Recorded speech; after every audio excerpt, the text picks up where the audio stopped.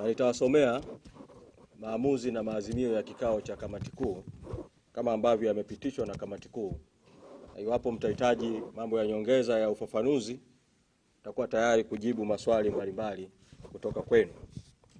Maazimio ya kikao cha kamati kuu kilichofanyika tarehe 28 na 29 Aprili 2026 katika ukumbi wa mikutano wa makao makuu ya chama Mikocheni jijini Dar es Salaam. Kamati kuu ya Chama cha Demokrasia na Maendeleo Chadema ilikutana jijini Dar es Salaam kwa siku mbili, tarehe 28 na 29 Aprili 2026. Pamoja na mambo mengine, ilipokea na kujadili taarifa ya hali ya kisiasa nchini kuanzia tarehe 25 Novemba 2025 hadi tarehe 24 Aprili 2026 na kuazimia mambo yafuatayo. Moja, kuhusu kesi inayomkabili mwenyekiti wa chama taifa, Mwenyekiti Tundu Antipas Lissu. Kamati kuu imesisitiza kwamba kesi hiyo ni kesi ya kisiasa, hivyo kamati kuu imeazimia kuufahamisha na kuuomba umma kusimama na wapenda haki kushinikiza Mheshimiwa Lissu kuachiwa huru bila masharti yoyote. Kamati kuu inalaani kitendo cha kuendelea kushikiliwa kwa Mheshimiwa Lissu kwa siku 386 gerezani na kwamba kitendo hicho ni kitendo cha mateso kinachofanywa dhidi ya mwenyekiti. Tunatoa wito kwa Jaji Mkuu kuuelezea umma kuwa ni sababu zipi zinafanya kesi ya mwenyekiti haijapangwa tarehe ya rufaa na ni lini itapangiwa tarehe ya kusikilizwa. Na mwito wetu na kauli ya kamati kuu, tunataka kesi ya mwenyekiti Lissu ipangiwe tarehe ya haraka ya kusikilizwa. Pili, baada ya kupokea taarifa ya hali ya siasa nchini, kamati kuu inaendelea kusisitiza kwamba hakukuwa na uchaguzi uliokuwa huru, haki, wenye kuaminika na halali Oktoba 29, 2025 na kwamba wanaoitwa viongozi hawakuchaguliwa na wananchi. Hivyo, kamati kuu ya chama inaendelea kusisitiza kuwa watawala waliojipachika na kujiweka madarakani ni haramu na hawana ridhaa ya wananchi. Katika hali hii, kamati kuu inaendelea kusisitiza msimamo wa tarehe 12 Disemba 2025 unaendelea kuwa ndio msimamo wa chama na wanachama na chama vile vile kwa niaba ya wananchi.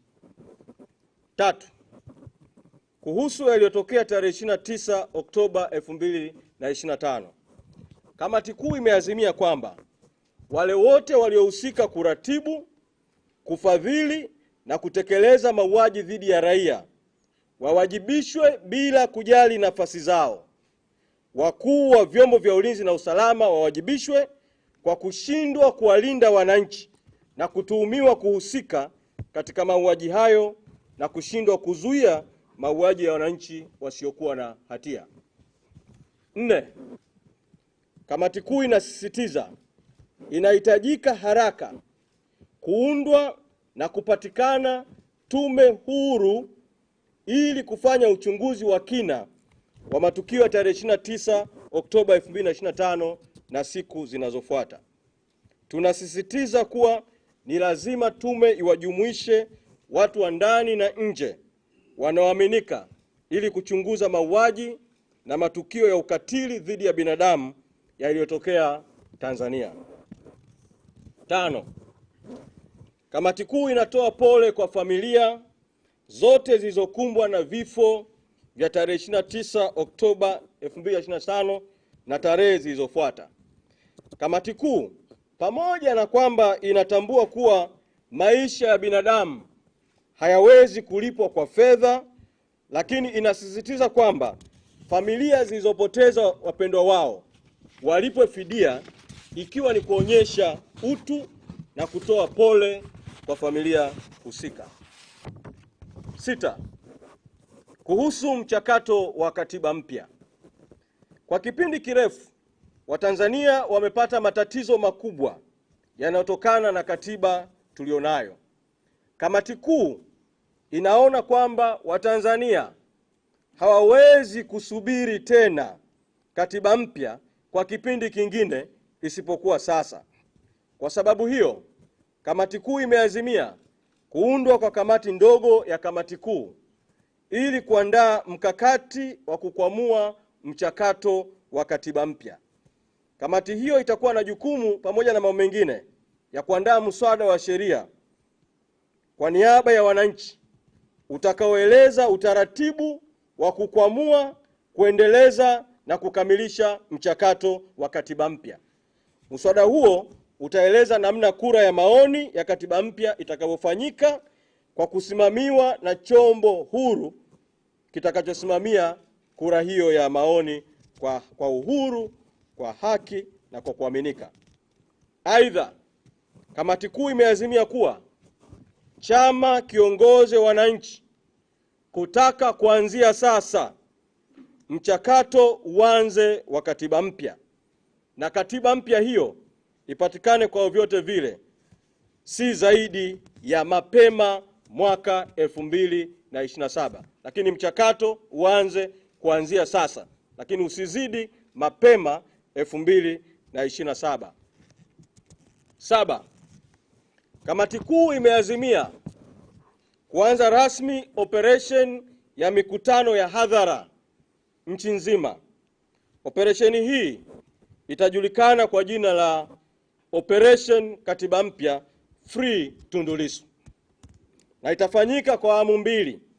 Katika awamu ya kwanza, mikutano itafanyika katika kanda ya Serengeti, kanda ya Victoria na kanda ya Kaskazini.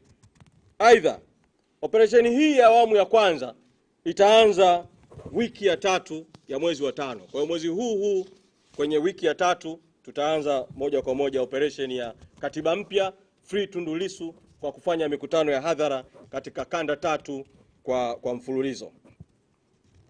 8. Kamati kuu imeazimia kuwaenzi waasisi wawili wa chama, hayati Mzee Edwin Mtei, mwenyekiti wa kwanza wa chama, na hayati Bobu Nyaga Makani, katibu mkuu wa kwanza na mwenyekiti wa pili wa chama taifa. Azimio hili limekidhi kupitishwa kwa azimio la mkutano mkuu wa chama wa tarehe 21 Januari 2025 na ahadi iliyotolewa na viongozi kwenye msiba wa muasisi wa chama hayati Mzee Edwin Mtei.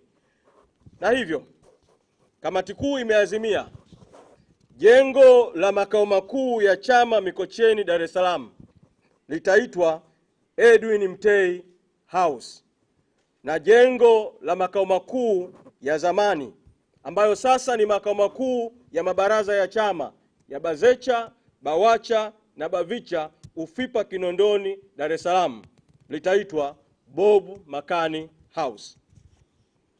9.